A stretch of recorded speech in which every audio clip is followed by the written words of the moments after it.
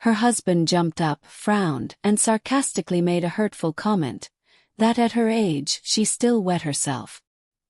Hearing this, Mrs. Kim Myung, who lives in Seoul, felt as if she had been thrown out of a life together that she had been building for nearly 4 decades. At the appointment, sitting across from me with a blank stare, her eyes brimming with tears, and her voice breaking, Mrs. Kim confessed that, in the middle of an intimate moment, she noticed a sudden change in her husband's expression. She felt disoriented. But what hurt her most was how he reacted. From that moment on, they had no more physical contact. She began to avoid his gaze and stopped sharing the bed with him. Silently, Kim Myung began to blame herself, feeling that her body was unpleasant or unusual. Like many others, she didn't dare talk about it or know where to turn for answers. Dear readers, how many of us have experienced similar situations, fraught with discomfort and embarrassment, without knowing how to put it into words in front of our partners? How many relationships remain under the same roof, but grow increasingly chilly over issues neither of us dares to confront? Some stories may sound unusual or even difficult to accept. However, after many years of supporting older couples, I've seen how a small misunderstanding can wear down, and even destroy, a relationship of more than 40 years. If you've ever felt that way, the experiences I'm about to share could change the way you perceive yourself. And also the person who lies next to you in the same bed every night. Before continuing, I'd like to briefly introduce myself so you can rest assured that everything I'm about to share comes from my direct experience and well-founded medical knowledge. My name is Eun-Young Choi. I am a urologist specializing in the sexual well-being of older adults. For more than 3 decades, I have been accompanying men and women like you who, although initially fearful or embarrassed, have managed to regain confidence and balance in their lives as a couple. Beyond my clinical work, I dedicate much of my time to listening, researching, and clarifying topics that are generally not explained in medical textbooks, especially when we talk about aging, and which are often uncomfortable to discuss. My goal is to help you understand your body better, clarify misunderstandings that can cause harm, and repair those small fractures that sometimes prevent you from moving forward, both in your physical well-being and in your life as a couple. Because happiness has no expiration date. It can be reborn at 60, 70, or whenever, as long as we understand it clearly. If this topic touched you in any way, you can leave a comment with a number 2. And if you feel it doesn't resonate with you, simply write a comment with a number 0. Your participation helps me continue sharing valuable content designed to support you. I want to share with you now a story that remains very much in my memory. It all began one spring afternoon, when Mrs. Hae-jin Lee, 62, arrived at my office with a visibly pale face and worried eyes. She told me that one recent evening, while sharing an intimate moment with her husband, her life partner of more than 4 decades, she suddenly felt a large amount of fluid being released from her body. They were both taken aback. However, what hurt her most was his reaction. He looked at her coldly and in an annoyed tone, asked her if she had urinated on him. Upon hearing those words, Mrs. Lee's throat closed. The pain was so great that she couldn't articulate a response. From that moment on, the caresses and affectionate good mornings disappeared. Her husband began to avoid her gaze, and the nights were filled with a thick silence. Although they continued to sleep in the same bed, it was as if they were 2 strangers. Hae-jin Lee felt overcome with guilt. Time and again she asked herself, "Is there something wrong with my body? Have I done something inappropriate? Is it my fault?" When she finally came to see me, carrying that anguish, she couldn't even immediately put into words what had happened to her. It wasn't until I approached her gently and calmed her that she burst into tears and revealed everything that had happened to her. After conducting a thorough medical evaluation, I reassured her that her body was in perfect condition. Her bladder was functioning normally, and there was no sign of incontinence. What she experienced was a natural physiological response, which, unfortunately, was misinterpreted as something out of the ordinary. You might be wondering, why did her husband react that way? The truth is that, for many Asian men, Issues related to sexuality continue to be a sensitive topic, one that few dare to discuss. Many grew up believing that everything should be kept under control, orderly, and clean. Therefore, when they face something unexpected that they don't know how to explain, their first reaction is usually not understanding but bewilderment. And then, unfortunately, the tendency to point the finger. That silence, that unresolved misunderstanding, acts like a flame that, little by little, erodes intimacy, weakens the emotional bond, and damages the relationship. Mrs. Hae-Jean Lee didn't just suffer physically. The deepest wound was emotional. She began to question her own worth. She became more reserved, avoided conversation, had difficulty sleeping, and showed signs of mild depression. And I know very well that this is not an isolated case. There are many people who go through similar experiences in silence. Sometimes minute details, even natural bodily responses, can lead to major conflicts when they're not properly understood or shared with someone you trust. Sometimes a misunderstanding or a misspoken word has the power to damage a relationship that took years to build. That's why it's essential to address these issues with honesty, simplicity, and sensitivity. Because only when we truly understand can we love fully and consciously. So, what was that fluid that triggered the conflict between Mrs. and Mr. Lee Hae-Jean? Why did it appear at an intimate moment? And, most importantly, why do so many people misinterpret it? Don't worry. I'll explain it to you simply and clearly, so you'll never again feel embarrassed or uncomfortable when your body speaks for itself. And if you haven't already, I invite you to subscribe to the channel and activate the bell so you can continue receiving useful content designed especially for people over 60, both men and women. There is a fundamental aspect of Ms. Hae-Jean Lee's story that I need to clarify right now. Because if this topic is not well understood, many people, both men and women, will continue to carry unnecessary fears that, over time, can hurt them emotionally. The fluid Ms. Hae-Jean Lee released that night was not urine. I can say this with complete confidence, based on my professional training and years of clinical experience. What happened was a completely natural response of the body, originating from a very particular gland that is part of the female reproductive system, the Skene's gland. Medically, this structure is also known as the female prostate. And what exactly is the Skene's gland? It is located just to the side of the urethra, very close to the tube through which urine is expelled, which can easily lead to confusion. However, its composition and function are different. This gland is capable of releasing a clear or slightly whitish fluid, which does not have the characteristic odor of urine.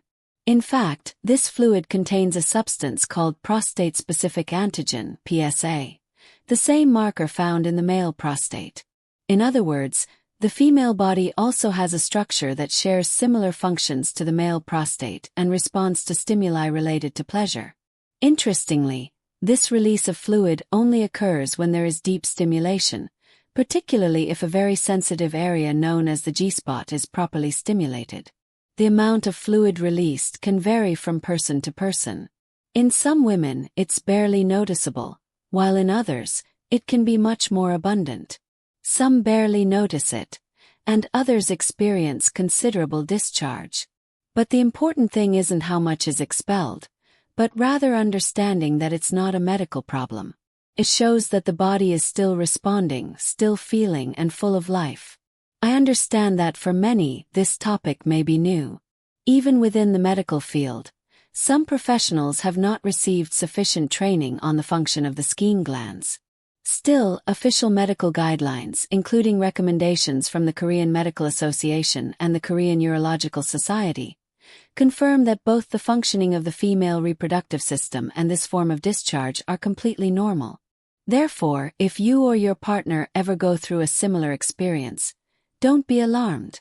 Don't interpret it as an accident or an involuntary loss of urine. It's nothing to be ashamed of. It's the body speaking, saying, I'm still here. I still feel. I'm still alive. And when we can understand this clearly, instead of remaining trapped in silence or pain, we can relax, smile, and feel relief. as if together we've crossed a new door to a deeper connection. By fully understanding what the skiing gland is and why it can produce certain responses in the body, you'll realize that the essential thing isn't just what happens physically, but how the person next to you reacts. The same situation can have completely different effects, depending on how each partner interprets it. Now I'd like to share 2 stories with you. 2 very different trajectories, the only difference being something as simple and profound as attitude. Dear friends, in a relationship, sometimes a minimal reaction is enough to completely change the course of the bond. The same event can be the beginning of greater closeness, or the beginning of a silence that turns into distance. It all depends on how the person next to us perceives it. Let me share the story of Kim Soo-hyun, a 59-year-old woman living on the outskirts of Incheon. One day, she came to my office with a kind expression, and what she told me touched my heart deeply for the rest of the day. Kim Soo-hyun recounted that one recent evening, while sharing an intimate moment with her husband Park Jun-young, she noticed an unusual amount of fluid leaking from her body without fully understanding what was happening. She had never experienced anything like this before. She felt a little embarrassed, thought she had lost control, and shyly apologized. But her husband didn't respond with anger. On the contrary, he smiled sweetly at her and calmly said, "It's beautiful to know that your body is still okay and that you're still capable of feeling." Those words, though soft as a whisper, touched the depths of her heart, more than any gift. From that moment on, the couple decided to change their routine. Every Friday night they dedicated themselves to an intimate time, not only physically but also emotionally. A time to talk, caress each other, reminisce, and share their feelings about their bodies and their journey together. Kim Soo-hyun confessed to me that, after more than 3 decades of marriage, for the first time she felt truly loved. Not for what she did as a wife, but for the deep bond between 2 adults who genuinely understand and value each other. However, not all stories have that outcome. Just a week later, in the same office, I met another couple. In this case, the situation was completely different. A 61-year-old man took his wife to the emergency room, convinced she was suffering from a serious kidney problem because during sexual intercourse, she had released a fluid she couldn't explain. We performed all the necessary tests: kidney function tests, bladder studies, and both urine and blood tests. All the results were completely normal. As I mentioned earlier, this was a natural physiological response. When I explained this to him after performing an ultrasound, the husband expressed relief. But his wife couldn't muster a smile. She remained expressionless, embarrassed. She told me sincerely, "When he reacted with discomfort, I didn't feel like he loved me. I felt like I had done something wrong." I'm sure you all felt it too. 2 women, 2 husbands, the same natural bodily response, but with completely different outcomes. One found strength and happiness. The other was trapped in sadness and guilt. And that's when I understood something fundamental. The way a partner reacts can mark a before and after in the relationship. It's not just about understanding what's happening, but about how love and respect are transmitted through that understanding. Because as we age, sexuality is no longer just a physical matter. It becomes an essential component of emotional connection, sincere companionship, and, above all, mutual trust. Listening to these experiences, you've probably already realized that there are still many people who are not fully prepared to understand or accept the changes that accompany intimate life in later life. And indeed, there are widespread misconceptions that many people still hold, and which, without realizing it, are weakening their relationships. Let's review together some of these common mistakes and, most importantly, how we can overcome them. Dear friends, something I frequently encounter in my practice is subtle but persistent confusion, especially in couples over 50. And sadly, these misconceptions cause many people to miss out on deeply valuable moments in their emotional lives. I remember something my grandmother, Soonja Choi, who is now 78, told me a while ago. "What do I have left to touch at this age, doctor? As the years go by, all of that is lost." At first glance it may seem logical, But in reality, it's one of the most common mistakes. Aging doesn't mean that emotions or the capacity for intimacy disappear. The body can transform, it's true, but the longing to feel loved and to create a deep bond with another human being remains as alive as ever. In fact, in many cases, preserving that closeness is what gives true meaning, energy, and fulfillment to this stage of life. One of the most common challenges I constantly observe is that of silence. There are many couples who have shared an entire life, and yet, they have never dared to talk openly about their sex life. Some feel shy, others simply assume their partner is no longer interested. And so, without realizing it, both begin to drift apart. As you well know, intimacy doesn't appear automatically. It's like a garden. It requires constant attention and care. If we don't talk, if we don't express the changes we're going through in our bodies, how do we expect the other person to know what's happening inside us? I've seen many cases similar to the one I mentioned earlier, like that of Mr. Lee Hae-jin. When an unexpected discharge appears in the midst of intimacy, many couples become alarmed, believing it could be due to some disorder. And this often generates feelings of guilt and emotional distancing. However, this type of confusion is more common than we imagine. What many people don't know is that certain glands in the female body, even after menopause, can remain active if they receive adequate stimulation. The presence of discharge isn't always a sign that something is wrong. On the contrary, it may indicate that the body is still responding in a natural and healthy way. What I want to convey to you today is something very simple, but with great value. As you enter middle age, what really matters isn't techniques or skills, but the ability to understand and the sensitivity to connect. Listen to your body. And pay attention to your partners too. Don't be afraid to talk about the changes you're going through. And don't think that just because you've reached a certain age you should shut down your emotions. Emotions don't have an expiration date. As long as you have the desire to live fully, your body will continue to be with you. As long as you understand it, respect it, and care for it with love. Once we manage to identify and correct these common misunderstandings, a fundamental question arises that many couples begin to ask themselves. How can we be gentler, more attentive, more loving, even when our bodies are no longer what they used to be? In the next segment, I'm going to share with you a series of concrete, simple, and very easy to implement recommendations that will allow you to regain an authentic, comfortable, and emotionally deep intimacy, even at this stage of life. When we talk about intimacy, especially after age 50 or 60, many people think they've already learned it all. However, the body still has subtleties that, if carefully understood, can awaken completely new sensations and emotions, even after many years of relationship. That's why I'd like to share with you an intimate technique that I consider not only effective, but also profoundly valuable for couples who wish to reconnect emotionally. Oral stimulation. This form of contact not only provides pleasure but is also a powerful way to demonstrate genuine interest, tenderness, and a deep emotional connection with your partner. There are 3 fundamental aspects to keep in mind: location, posture, and rhythm. Let's start with location.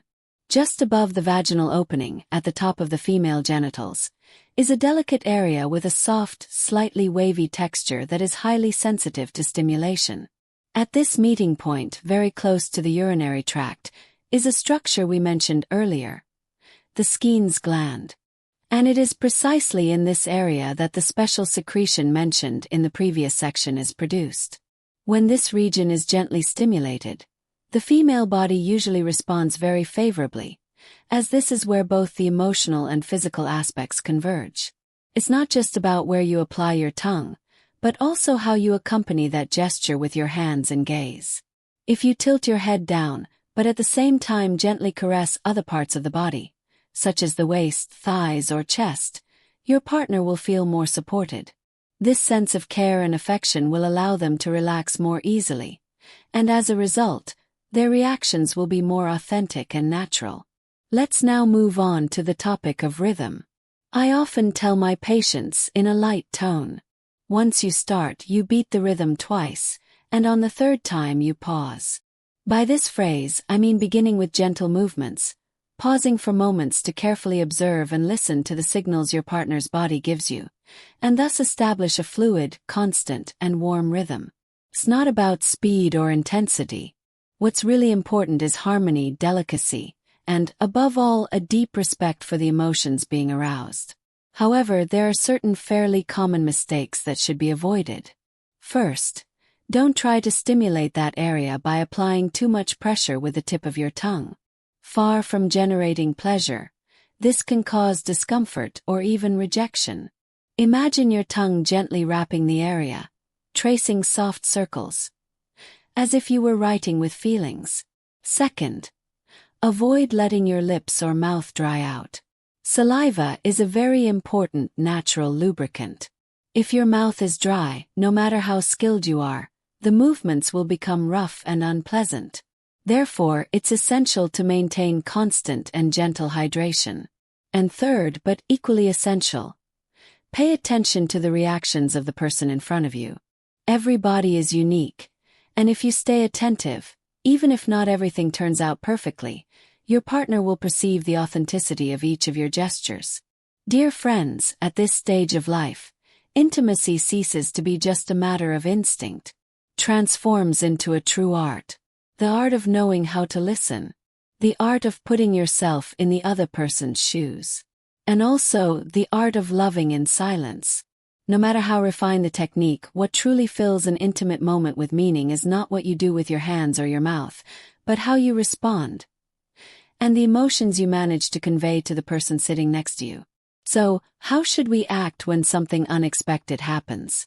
Like that sudden discharge we mentioned at the beginning of the video. Now I want to show you how to deal with that type of situation in the most kind, understanding, and respectful way possible. There's a question that many men carry around silently, not knowing who to talk to. What should I do if, during an intimate encounter, my partner unexpectedly releases fluid? The answer is simple, but it has the power to completely change the emotional connection between two people. First of all, don't panic. Keep in mind that, even if it takes you by surprise, if you react with anxiety or nervousness, it's very likely that your partner will feel even more uncomfortable or hurt. Instead of responding with rejection or judgment, pause. Take a deep breath, and give her a smile. A gentle phrase like, "You can still feel. That's a beautiful thing," can calm a woman's heart in a way that very few things can. It's not just about comfort. It's a way of saying with gestures and words, "I'm not afraid. Understand. I'm here by your side." Expressions like these not only lighten the moment, but can open a genuine door to a deeper, more emotional connection. And if you feel the need to ask, do so gently. "Are you okay?" Or, "Would you like to talk a little more about this?" Showing yourself with an open, calm, and attentive attitude makes your partner feel valued and cared for. Ultimately, all of this boils down to two essential pillars: trust and authentic communication. When both partners know they can speak freely, without fear of criticism, any unexpected event ceases to be a threat and becomes an opportunity to strengthen the bond. Because, as you well know, sometimes a few words filled with empathy, or a simple look full of understanding, can heal years of silence or misunderstandings. Responding appropriately to an unexpected situation not only generates peace of mind in your partner, it also builds the foundation for deep and lasting intimacy. Now, how can we nurture and strengthen our sex life as the years go by? In a stable, natural, and fulfilling way. In the next segment, I'm going to share with you some very simple, yet powerful suggestions that can make a real difference in your relationship. There's something I often repeat to every couple I've had the privilege of working with over the years. Intimacy doesn't just magically appear. It needs to be nurtured and ignited, like a spark that must be kept alive. And midlife offers a wonderful opportunity to do so with more awareness, gentleness, and depth than ever before.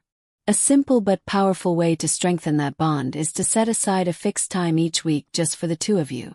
Some couples I know call it their Emotions Friday. No interruptions, no work commitments, just the two of them sharing time together, talking, laughing, holding hands.